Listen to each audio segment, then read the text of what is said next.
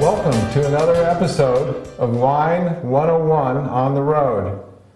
I'm your host, Scott Sullivan, and today we've got a great treat. We're in Santa Ynez Valley in the western side of Santa Rita Hills, and we have the great pleasure of talking to one of the up-and-coming winemakers in the area, in California in general. We have Lorna Kreutz, and she's going to chat with us today a little bit about what they're doing here at Foley.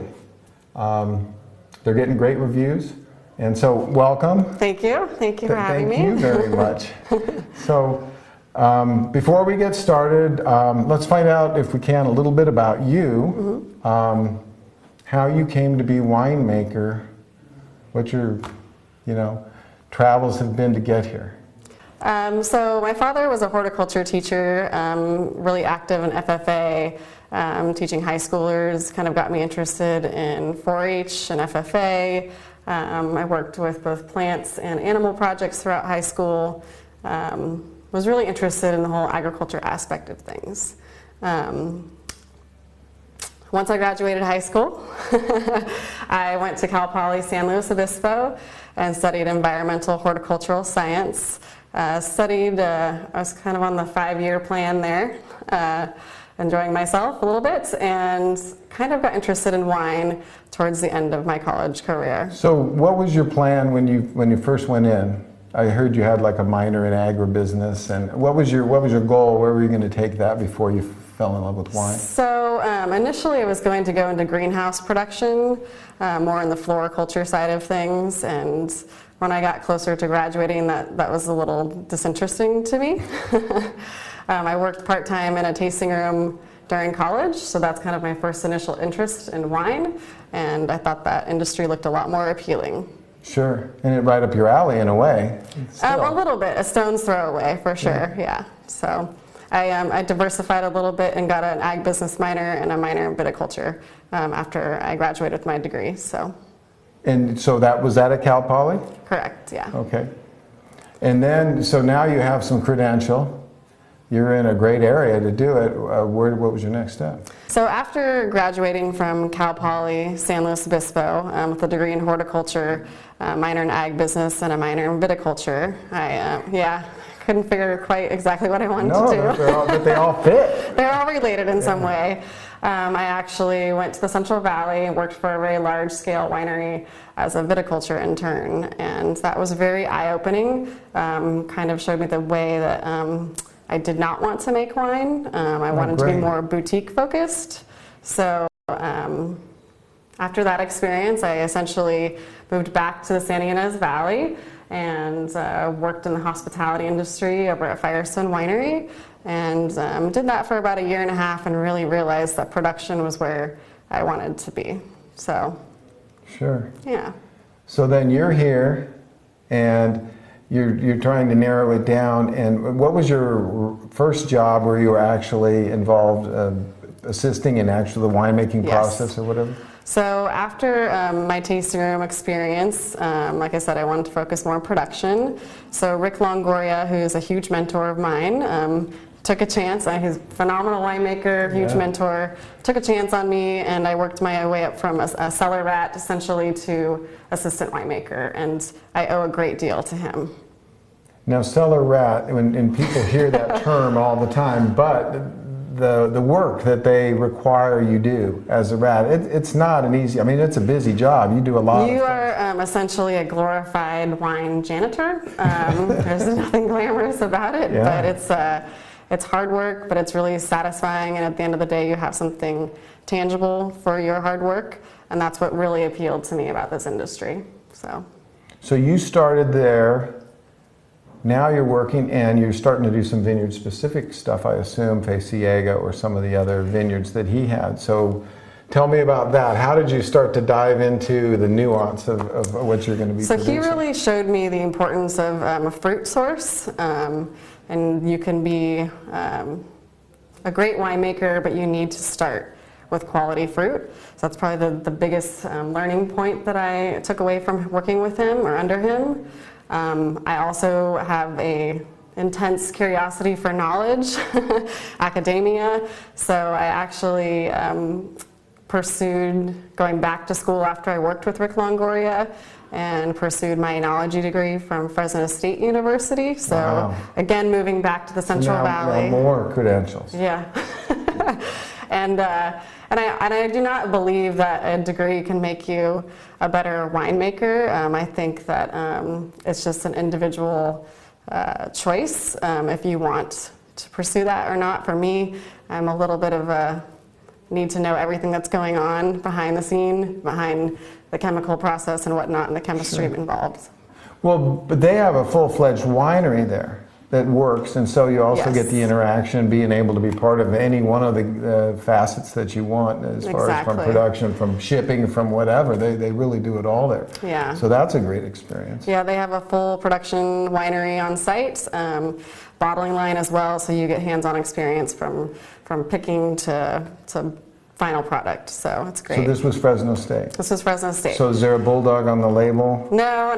They didn't go that far? No, but I did enjoy my experience there. I met some great colleagues that I'll retain for the rest of my career and through my life. So, but essentially, I did not want to stay in the Central Valley where it was really warm. So once I finished that degree, I actually moved back to the Central Coast, to Paso Robles, and I took a job as an assistant winemaker at a winery called Summerwood Winery up in Paso.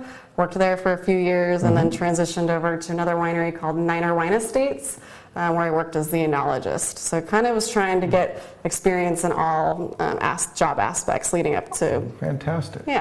Foley. So then in 2011, the opportunity presented itself for me to come down here and accept an assistant winemaker position. And I did that, and then in 2014 was promoted to the head winemaker. And it's been quite a full circle journey to come back to Santa Rita Hills, and I love working with Pinot Noir.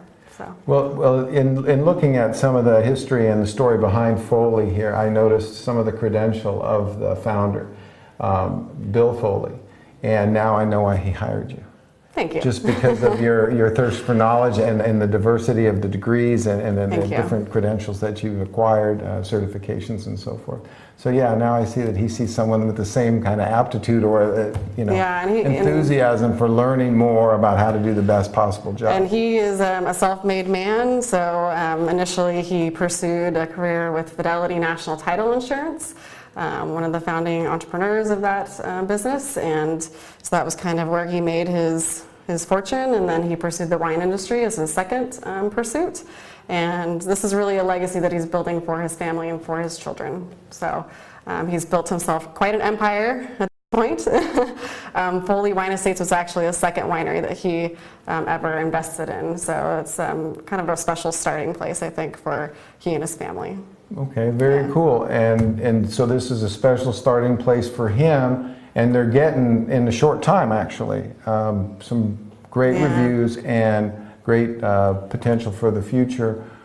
But this place is part of the reason, it's probably the main part of the reason. And so what can you tell us about the valley we're sitting here, the particular property, and then narrow it down to where the vineyards are specific to what we're doing as far as the different grapes? So we're in the Santa Rita Hills AVA. You'll see it referred to on labels as STA.Rita Hills, which might confuse a few people. There was a Chilean winery that already had a wine label established that had the Santa Rita Hills on it. So in 2000 and I believe it was 6, they transitioned to the STA.Rita Hills. The AVA was initially established in 2001, and it encompasses close to 30,000 acres of total land acreage. About 2,800 acres are actually planted to vines. And so this is in the western part of the entire, what is considered, I guess, the Santa Ynez Valley. The greater Santa Ynez Valley, but this is definitely Santa Rita Hills AVA, and we are kind of our geographic boundaries that establish this, and why we can grow Pinot Noir and Chardonnay here is because of a very unique topographical feature. It's due to a transverse mountain range that runs from west to east. From the ocean, we're about 8 miles from the coast where we're at right now, and that mountain range was initially created by tectonic plate action. So it's got a lot of maritime sediment in the soil here, a lot of limestone, a lot of sand, and a lot of clay, and a lot of diatomaceous earth as well. Good. All different, but all good for wine. And excellent for Pinot Noir and Chardonnay. So that transverse mountain range allows that coastal fog to come in every morning, keep things nice and cool, keep the temperatures down a little bit, and make it more conducive for Burgundian varietals. And then that's what you do other things, but these two are probably... They're our flagships. Okay. We have a little bit of Gruner and a little bit of Syrah planted as well. So. Fantastic. So within Santa Rita Hills, are we about the middle?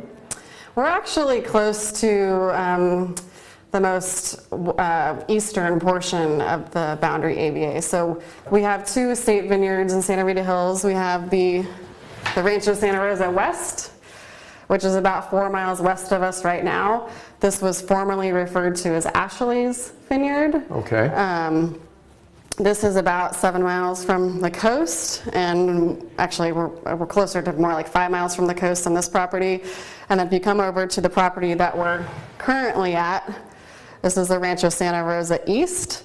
We're about 8 miles from the coast where we're at now. So this property is much warmer, and total elevation climb is about 800 feet from where we're at the base to the top of the property. So quite a diverse range in elevation, slope orientation, and soil profile as well. So we're looking at the two different parcels that they do their wines and vineyard selections on. And the first one here was Ashley's Vineyard, and I know that name. I believe that used to be Fess Parker's property. Yeah. Mm-hmm. So did you tear all those out, or were you keeping some of those? So in 2007 is when we purchased this property. Mm-hmm. And so these are all the existing vines that were originally there. So they're kind of essentially coming into their prime at this point, around 15 to 18 years old, and the quality of fruit coming off of both of these properties is tremendous. This area is becoming more and more highly accoladed by critics and becoming very well known for Chardonnay and Pinot Noir, and it's a really exciting time to be in Santa Rita Hills. And me personally, I really feel that the best is yet to come from this AVA, and we're getting more and more fine-tuned as far as what clones do better where, and it's really fun time to be a winemaker in this area. So with that being said, let's lead up to what clones or what grapes are doing well, and while we've got the maps up, can you tell us what you've planted and why, or what the hope is? So we have, we'll start with Chardonnay actually. Our Chardonnay, we have about 5 different clones of Chardonnay across both properties. Our clone 4 Chardonnay is kind of our big producing clone, tends to do really well in our stainless steel Chardonnay. It tends to have much more of a kind of a pineapple riper fruit profile. We also have a Wente, Mount Eden, 76 and 96 planted across the two properties, and those tend to be more austere, more minerality, and those do really well in our brand series wines or our higher end wines. Okay, so this is a blend of those? This is actually a blend of clone 4 and 96. This is our T-Anchor Chardonnay, and as part of our brand series. The brand series is reference to cattle ranches that were in Bill Foley's family, so it's kind of a tribute to his family. And we have 3 different brands. We have our J.A. Ranch, our T-Anchor Ranch, and our Barlazy S Ranch that we give for our DTC labels. Okay, so now you're the winemaker here. And you have assistants, obviously. This is a big operation. Do you guys get together and have meetings? Talk to me. I mean, I'm really interested in what goes on in that room when the door's closed. When you're saying, this barrel of 667 is got these characteristics, and this, they're not as big as they were, so how does that go when you're doing the final blend or co-fermenting? So to get back to your question on clones in regards to Pinot Noir, we do have 8 different Pinot Noirs on this property. Wow. So how that translates into our production and me working with my assistant and I have an assistant, a cellar master, and we have 3 full-time cellar people as well. So it's very much a handcrafted process. We have close to 500 acres of estate vineyards, so we do have a lot of fruit that we work with, but we don't do any kind of large-scale winery techniques, so very much still handcrafted, hand barrel stirring every 2 weeks, really small case productions on some of our wines. It's a challenge and fun at the same time to taste so many different lots of Pinot Noir and Chardonnay. For instance, in 2014, I had close to 93 different Pinot Noir lots that we tasted through and scored.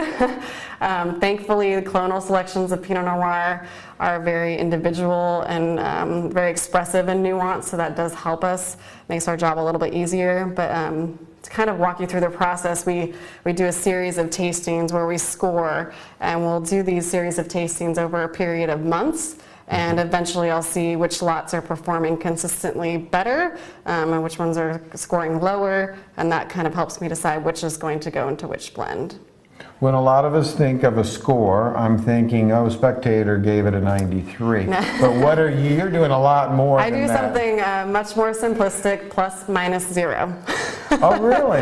Yeah, you There's cannot. no fruit or no characteristic that you're putting in there other than that? So that's how on my score sheet, I will make a descriptor, sensory note, but then also a very simple plus minus 0, and across time I can see, consistently, even over years of analysis, that I can see, okay, which blocks are highest and where should we put all of our farming efforts towards, and kind of, I guess, treat them a little bit more special, so because they make special wines, so. And how many pounds does that yield? And oh gosh, clusters, or however your depends on the favorite vintage. counting method is? So it depends on the vintage. 2012, 13, and 14 were really prolific for us. 2015, as I'm sure many of other winemakers you've spoken to, is a year that I like to say it was pretty amazing to be a winemaker because the quality was stunning. There wasn't a lot of fruit, but the quality was amazing.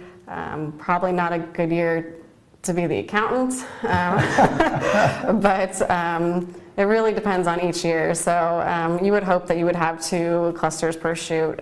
We have typically very low yields out here, which gives us really great wine quality. We're talking 1.5 to 2.5 tons per acre on Pinot Noir, anywhere between 2 to 4 tons on Chardonnay. So. Keeping it down. And you're hand picking, or are you doing mechanized? So we do a little bit of both, okay. And I'm sure that you have been made aware that there's a lot of labor shortage in our industry. We have a lot of competition from berry hoop houses for picking labor, so that's something that we do compete with. If you can tell from the vineyard property pictures, there's not a lot of acreage that is able to be machine picked. So the majority of our fruit is hand harvested. 100% of the Pinot Noir is hand harvested. We do machine pick a little bit of Chardonnay for the stainless steel shard. So now you've picked your fruit, and are you using specific yeasts? Are you using native yeast, or is it a combination? And so this is something that a lot of people think that I'm crazy, but my predecessor. So in academia, they treat you, or they teach you to not do native ferments. So they're very much about using an isolated inoculation for your strain of yeast, whatever you choose that to be. It minimizes your risks on the back end, microbially a little bit more stable. So that's what I was taught. And what I learned working in the wine industry is that my predecessor, she was a big proponent of native ferments. And so I remember the first year, in 2011, when I came on board as the assistant winemaker, staring at a ferment, I'm really concerned that I wasn't starting, and asking her, like, is this gonna kick off? You're sure you want to do this? And the proof is in the wine. For me, I do 100% native ferments now, both for primary and for secondary. Every time I tell people that, they think I'm insane. But you do have to manage the nutrition on your ferments. You do have to do your monthly QCs and stay on top of things, but the benefits far outweigh the risks as far as I'm concerned. So now to the wines when they're produced, you do a lot of different stylistic bottles. Do you have a particular style that you're shooting for, or it depends on what the grapes are producing or giving you that year? So the beauty of Pinot Noir is that the clones are so expressive that we do clonal bottlings of Pinot, which that is our brand series wine. So our JA Ranch is our clone 115, our T Anchor Ranch is our Pomard clone, our Barley's Yes is our clone 2A. So those are very expressive just within the clonal selection. The goal is that when they're poured side by side, they taste distinctly different. Okay. And the cooperage or the aging process and the percentages of woods are different, or? Different, yes. Okay. So everything from percentage of new oak. If we use a combination of French and Hungarian. I'm not a big fan of American oak on Pinot Noir, but to each their own on that.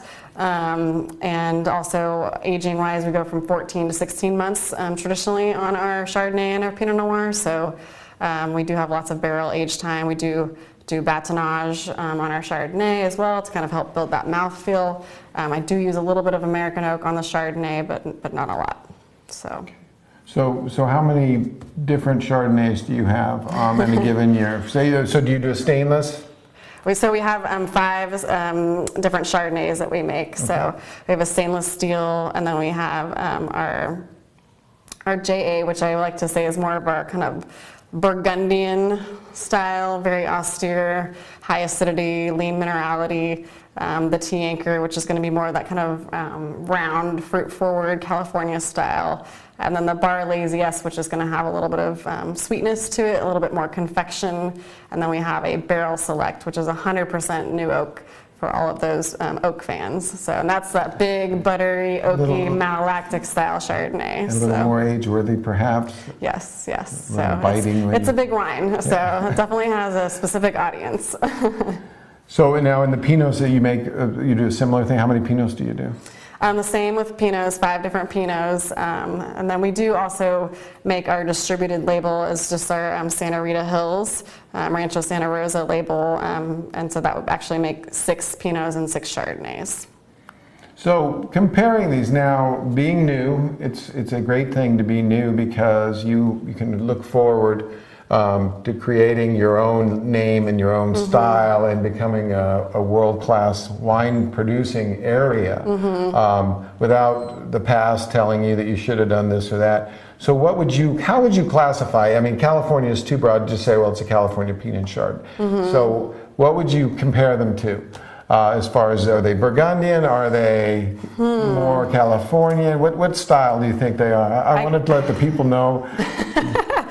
If I had to say, I guess I would say more Burgundian, just because of our soil profiles here, because of our climate, because of the cool nights. We retain a lot of natural acidity in our grapes, and so the acidity is always going to be bright and prevalent in the wines.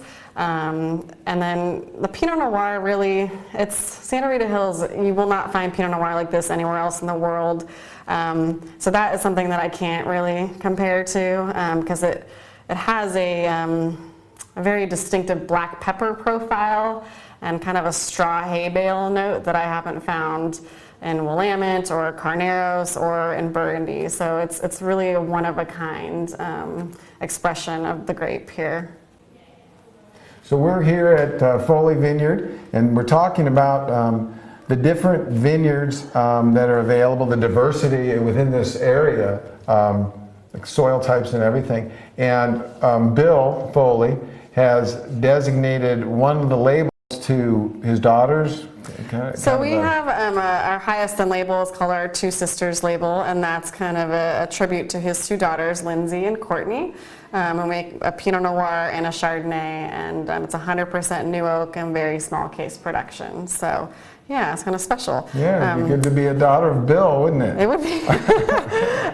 This wine that we're tasting right now, though, is our Bar Lazy S Ranch. This is our 2A clone Pinot Noir.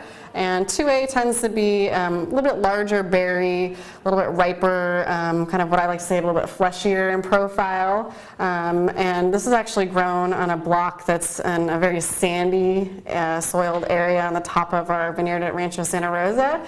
And literally, I like to call it beach farming because it's literally that sandy. So you can imagine the water holding potential up there is not very good, so we try to irrigate with shorter, more frequent irrigations.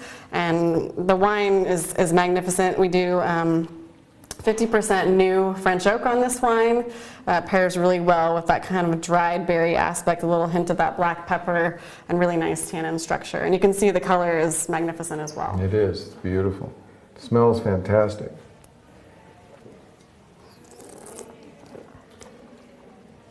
Really well balanced, great acid. I call it green. I don't know if that's correct, but there is this woody, almost, but this herbal edge that gives it some spice and very, very focused and so delicious. Brightness, almost like a little cranberry pop. Sure. So, yeah, cranberry would be great. Yeah. No, that's fabulous. Now you make wine here, so you're a busy person because this is a big facility. But you also make wine at another location. So yeah, Lincourt. So Lincourt is actually Bill Foley's very first winery he ever owned, and he established that in 1996. And so I do make the wine for both Lincourt and Foley labels. Different grapes, though. We actually source our Pinot Noir and Chardonnay from the same Santa Rita Hills vineyards, but we do have some Sauvignon Blanc and Cabernet Sauvignon planted over at our Lincourt property.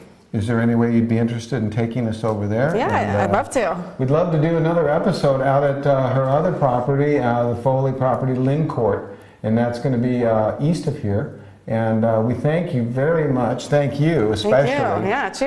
Yeah, cheers. Cheers. And if you get a chance, you got to come down here. The Pinots and Chards are tremendous. The climate is amazing. And just driving 35 miles through this valley, you notice the different climates from when you get away from the ocean and up more into the hills. But this is a fabulous property.